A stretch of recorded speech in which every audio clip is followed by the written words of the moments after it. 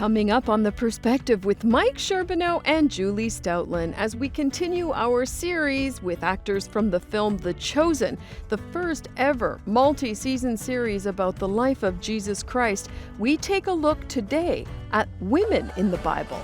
All of the episodes of The Chosen are free for anyone to watch, and more than 400 million people have already viewed the first 2 seasons. Mike Sherbino is one-on-one with Lara Silva, who plays Simon Peter's wife, who the filmmakers named Eden. The Chosen director Dallas Jenkins cast Lara for the part, saying she has a sweetness combined with great strength and knew she was a perfect fit.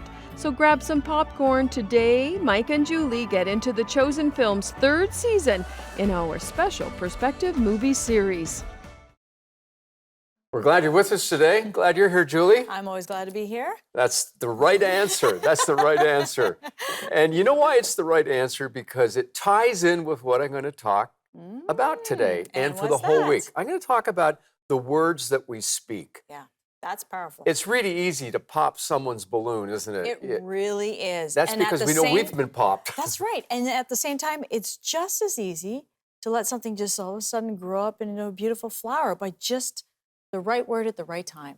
Have you ever thought about the words that you speak? You know, someone has said that you can speak life or you can speak death. I remember a professor once saying to me, whatever we say invites people to live or die. And I want to encourage you to think about the power of your words. I know as I came in here to record the program for this week, that there were words flying between people. You know, Julie, what happens is that we have an agenda. Right. We want to see things done. I like to give people the benefit of the doubt, but then it's really easy for them to get cranky if things aren't working right. We all like our things to go. You've never got upset at me, have you? Never. Never. See, there's hope for me. There's hope for me, and there's hope for you as well. So we want to talk about words, the power of affirmation, how we can speak encouragement into people's lives. And if you're struggling with relationships, maybe, just maybe, this program is for you today. We're going to be right back. Exciting interview with The Chosen. Lots to talk about. Hey, well, welcome to The Perspective, everybody. I'm getting excited about doing these quick interviews with all these wonderful people from The Chosen. And right up at the top of the list is Lara Silva. Lara, thank you for coming on the program today. Of course. Thank you so much for having me. It really is an honor. I had never met Peter's wife, and so finally Peter is she's here. So you got to take us back a little bit, and I know some of your backstory. I don't know if the word exciting is interesting, but as I was sharing with you, you just see a pattern of how God connected the dots. And we all know that The Chosen are coming up to season 3. I think the launch is November 18th. Isn't that right? Yes, November 18th. We're so excited. You'll be able to see episodes 1 and 2. And you guys can get that at thechosentickets.com. We're just really excited. Yeah, and I understand we're going to see even more of your character, which will be very cool. Yes, it's a little nerve-wracking. As an actor, your work is going to be out there.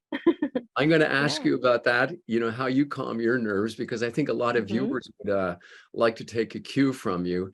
But take me to the backstory, because you haven't always been on the set of The Chosen. And if you could just take us back to your beginnings, because one of the things you've shared is that it took you a long time to reconcile your beginnings with where you are right now, and that God loved you and that he was with you. But I'll let you tell that part of the story. Yeah, so I was born in Brazil, and I moved to the United States when I was 6 years old to South Florida. So I grew up there, and I had, just a normal, just different childhood as well.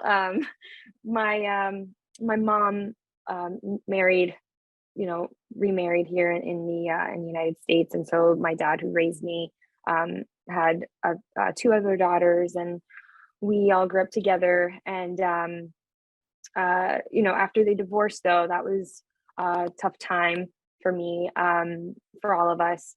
And I think, being that my mom she had to work so many jobs. I had to kind of grow up really fast as well. I was the oldest. And, we growing up, I never had like a relationship with Christ. My mom grew up Catholic, but she, we never really went to church, and like I didn't even own my own Bible really until my mid 20s. But so going through life, definitely was a little bit of some rocky roads. But when I graduated high school and I realized, okay, like what am I gonna do with life? I loved the sciences, so I went into college for studied some of my core sciences to be a nurse. But honestly, just felt like something was missing. Like I felt misplaced, and I just didn't see myself really happy doing that. Can I ask you a question? Can I jump in for a Yeah, second? It's a yeah. fascinating story. And I just was picking up on a couple things as you talked about earlier, before you went to college or even high Hmm. school, when your mom and Yeah, dad, when the divorce happened, um, yeah, and you talked that it wasn't really a religious or spiritual home, although your mom was Catholic. Eh, yeah. Were you angry at God, or did you even think about God existing at that point? I didn't. No, I just saw it as like, well, this is what's happening, and this is life, and sometimes things don't work out. But yeah, I didn't even think about if he was even there or not. It was just in my not in Wheelhouse. my thoughts. Yeah, not in my wheelhouse. Yeah, exactly. Didn't really know much about the stories. I knew, who Jesus was, but I didn't know that like he could literally he could have been, I mean, he was there, honestly. I know he was there all along, and I didn't realize that until later in life that like he really was there. I just didn't, it just wasn't the time, I guess, for me to meet him yet. Well, we um, know the backstory now is to say, yeah. like 2020 vision, when you look back and we see how Hmm. God was connecting the dots. Well, He you're in was, yeah. college and, biology and sciences and all those good things.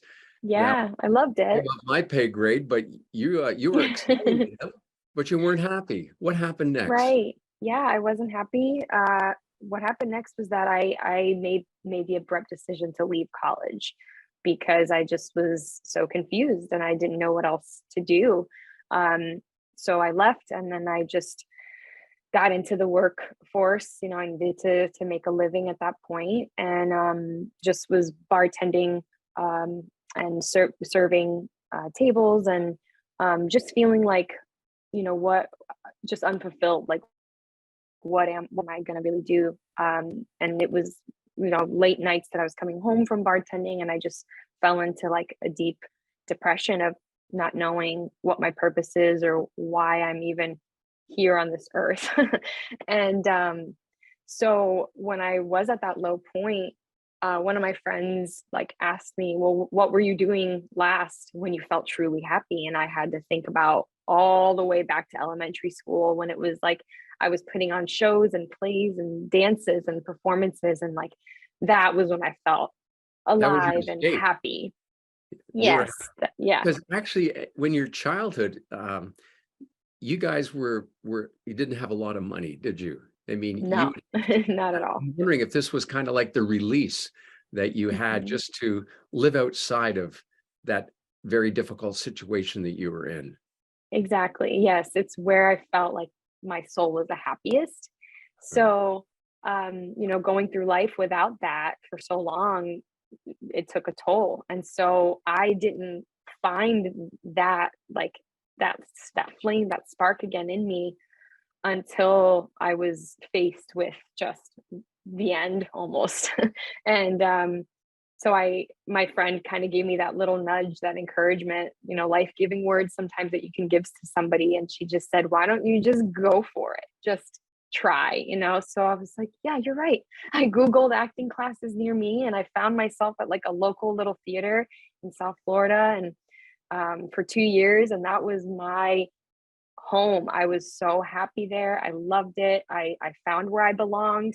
And then it was around the same time too that I I was invited to go to a church with one of my friends, and I was showing up Sunday after Sunday, and I just I loved it, but I didn't quite feel like the stirring. And then one day I wanted to I felt the calling almost. I just kept searching, for Jesus. I'm like, he's got to be there.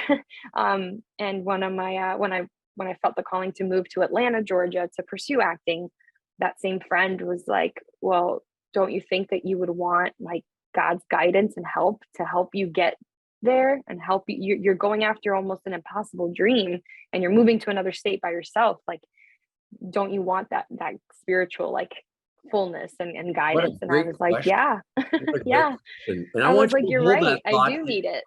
If you could just hold that thought, we're going to be right Yeah. back in a moment, because Yeah. we're going to see how that led you to The Chosen. And in 2018, I think we're back in 2015. We're going to jump to 2018. We're here with Lara Silva, who is Peter's wife, Eden, on The Chosen. We'll be right back. You look troubled. I am. You're losing something. I know what that's like. What are you losing? Time. I say to you, love your enemies and pray for those who persecute you. Someone touched me. If you are really the one who is to come, or should we look for someone else? Go and tell John what you hear and see. Who is it? Why did we stop? It's him. I'm Judas of Keriot. I have chosen you 12 as my apostles. Don't feel any different? I don't need you to feel anything to do great things. Hey, welcome back here. Lara, you've got an exciting role as Peter's wife. Talk to me about how that has been shaping you. What excited you about it? What intimidated you? And I'll let you talk us out. Yeah, it was very intimidating because I was faced with this character that we don't really know a lot about, and I wanted to do her justice. And the only way to do that, the only way I knew was honestly to ask God, because all the other disciples and everyone is there to kind of read through and get a background story and see who they might have been. But for me, I had to rely on who I am, what I can bring truthfully to Eden based on my experiences and how I can really use what I've learned in my craft with acting, and also just asking for that supernatural help and power to get, to kind of get over the anxieties and the fear of this kind of show that we didn't know what was going to come of it. And so to book Eden and to almost have that answered prayer, and like we were saying earlier, with God connecting the dots throughout my whole life, he's always been there with giving me this gift that I didn't find until I found him. And then he guided me and opened doors, closed certain doors as well, to really get me to full circle, a faith-based show that is quite literally changing lives. And that's been incredible and mind-blowing, and I still pinch myself. What's been the biggest challenge in that role? What has been most challenging for you? I think the most challenging is coming face to face with, I think honestly season 3 has been the most challenging for me, because we dive deep into a lot of what women uniquely go through, and I've felt an immense amount of responsibility and weight to tell the story justice, or to give the story justice and to tell it truthfully. And again, the only way I knew to do that, so that my spirit was right with God, so that I could do what I was called to do, was to rely on him and get support as well from my family. And that's been challenging to come face to face with things that we really go through, like hardships and what humans go through, and having to feel that, go through it, and then portray it on screen. That's been hard. As we close today, and I'm so appreciative of your time, what would you say to people who have really struggled to pursue their dream? you know, obviously things happen in your life that you held on. A friend encouraged you to go to acting school. Yeah. What do you say to people who look to you now as their role model? I'm sorry you got cut off. But what I think you were saying, honestly, if somebody came to me and was like, how did you do it? How did you get the courage to just let go and follow your dreams? That was honestly, the hardest part is trusting that what you've been given, your honestly God-given talents, what you were born with, for them to use that and to find it. And for me personally, I can only speak on experience. I didn't find that until I allowed God into my life to help me, to guide me and feel that spiritually. Because he is there, he will be there. And like I said, will lead you and open or close some of those doors to make your dreams and your path, you know, for you to follow. What a great word. I mean, that is a Yeah. powerful way to wrap up this conversation. I wish we had more time, but we're going to look forward to seeing a whole lot more of you in season 3. I know it kicks off November 18th. Lara Silva Yes. plays Eden. Thank you so much for being on The Perspective. Thank you so much for having me. I appreciate it. We look Thank forward to you. having you back real soon. Bye for now. All right. Bye-bye. I want to take this moment to tell you why we do The Perspective. And Julie, there are 2 words going through my mind. I know what they are. What are they? Hope and help. You got it. You knocked it out of the park. Hope and help are so important. And can I just share with you as the viewing audience that we want people to experience the hope that happens when they put their trust in Jesus. I know it transformed my life. It will transform yours if it hasn't already. We also want to help people, and through the many interviews and as we teach God's Word, to help people to realize that the Lord is with us, that He is our refuge and strength. So could I ask you to help me give hope to people across our country? Why not go to the link below and donate to support The Perspective, and together we can give hope and help to our country. Well, as we continue our special movie series on The Chosen, Mike, you got the chance to interview Lara Silva, who plays Peter's wife, and her as the character Eden. Well, and I think one of the neat things about The Chosen is that they develop characters using their sanctified imagination, which is perfectly fine. You begin to wonder, what did they all say? Because we only have the scriptures as we know them, but people talk back and forth all the time. Right, and it's the fact that it was like their normal life, their everyday, just like we are living now. So it kind of gives you a peek into how they lived, what they experienced, the struggles they had, and they're human just as we were. Their clothes are different, but they still had to eat, drink, and everything else. Well, and Lara Silva has her own story, and we're going to see in the interview that she just opens up and shares, her faith journey. And actually, as we're talking about speaking words of affirmation, someone very important to her spoke life into her that helped her go down this road. I think it's wonderful how she had a friend walk with her, and especially how it brought her to a place where, you know what, I didn't want to go and take this dive into acting without God being a part of it. And, Mike, we have to talk about some of the wonderful swag that The Chosen has. I mean, they have this... I'm not even used to the word swag, so what's that all about? But I want to take the credit. I set it up, and it hasn't fallen over yet. It hasn't fallen down yet, yes. You got the DVD, the mugs, you've got the amazing devotional that people can be interested in. So if people want to write in and request it, it's going to be first come, first serve. This devotional is amazing, a 40-day devotional based on the groundbreaking series. And while you're having the devotional, if you write in soon enough, there's a mug. Julie, you should write in because I've seen your mug and it's getting kind of worn, okay? I also saw they have some nice turquoise T-shirts, black T-shirts, but I like the turquoise. They have a lot of things, hats and sweatshirts, hoodies. I love that. Why don't you hold that up? All right. Okay, that's season 1, and you go. can get it, and we're going to make it available to you. So you know what? Go to the link that's down below. Go to theperspective.tv, and there'll be a place for you to click on, and it's first come, first serve. We have limited amounts, and we'd love to send it to you and give it to you.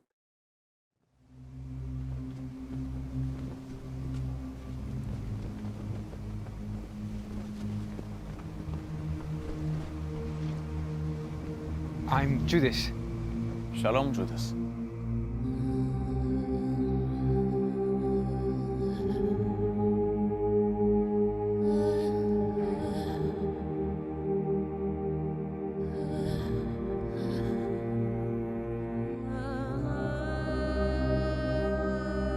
There will come a time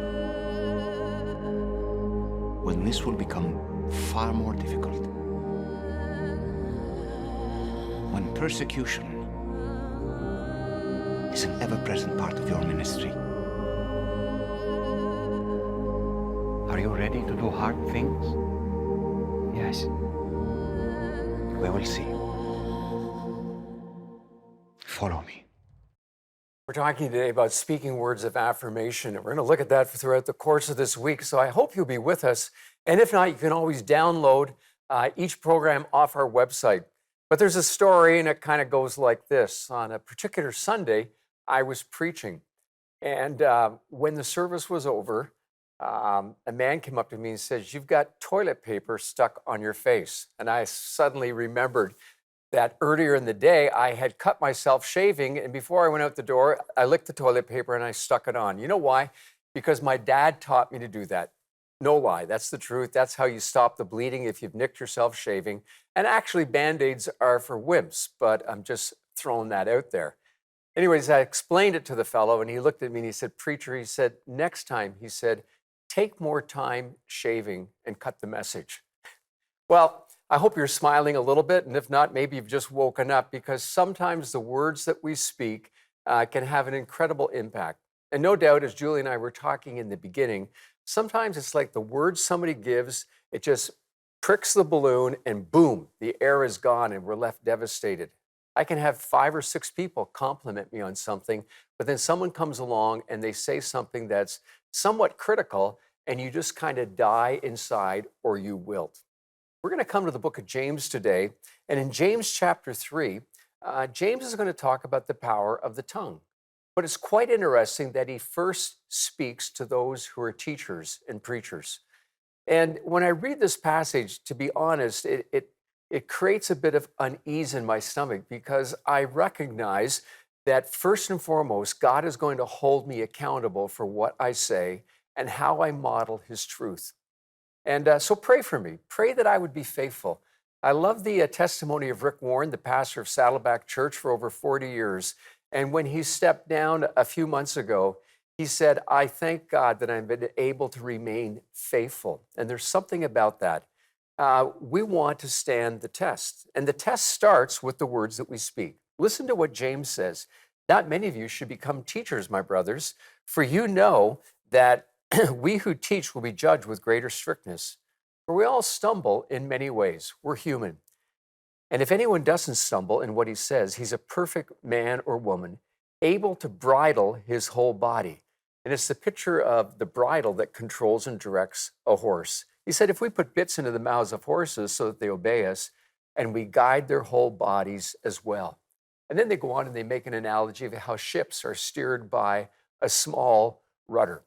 Well, your key and mine is the key to healthy relationships. Your tongue can be a paintbrush, which brings encouraging colors, or it can be just drab beige. And your tongue is that same kind of paintbrush that can bring darkness and discouragement into others' lives. You see, as somebody once said, with your tongue, you can give hope, or you can give heck. And with your tongue, you can give direction to people, or you can devastate them. And with your tongue, you can offer friendship, or you can create fear. And with your tongue, you can build up, or you can bust the bubble. With your tongue, you can give people heaven, or you can give them hell. Well, we need to mind what you say, or we'll say whatever comes to mind. And as we journey through the book of James this week, he's going to talk to us about how we use the tongue. And maybe the greatest danger, for me at least, is that when I finish doing this teaching and I walk out of the studio and do the regular things that are part of my day, I have to think about how I'm going to use my tongue. Is it going to give life? Is it going to give hope to people? And so the word to the preachers and teachers is important. The point James is making is that it's not just for preachers and teachers, it's really for all of us, as we're going to see tomorrow and in the days to come. But how I use my tongue, how you use your tongue, is a measuring stick of our character. That's why we need to invite the presence of Jesus to come into our lives. His Holy Spirit can change us. It can turn us around. And he can put his words into your heart so that you speak life and hope and truth to people. Because as that one teacher said to me years ago, your words invite people to live or die. Think about it today. Is there somebody you can call, speak to, or text and give a word of encouragement that will keep them on their feet? We have the opportunity today to speak life.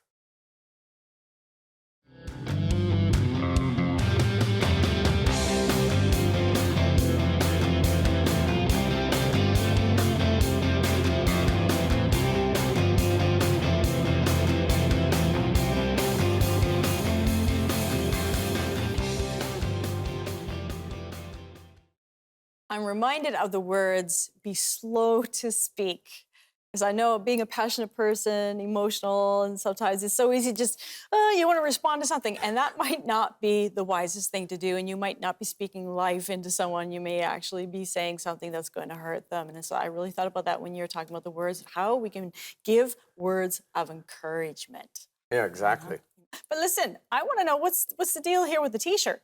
Well, speaking of words of encouragement, this T-shirt stands for a lot of things. I'm going to hold it up. And this is the North End Food Bank T-shirt.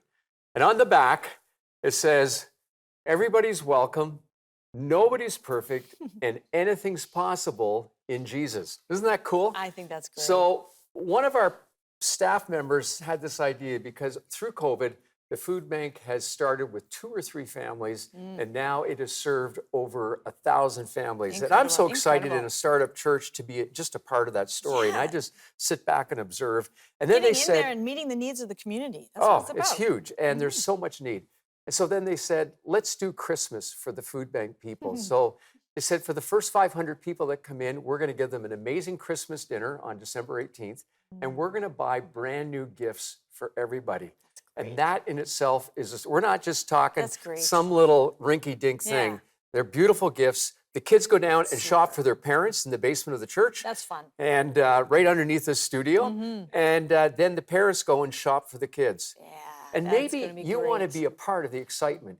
You know, a major food chain jumped on yesterday and said, hey, we want to help fulfill some of that Christmas list. We had in the last week 125 people volunteer to help. Hey. Some guy said, I will come and cook all the food for all the people, professional chef. And they're breathing a sigh of relief because it's not me. So go to northendchurch.ca and be part of the fun. Thank you, and we're going to wish you an early Merry Christmas.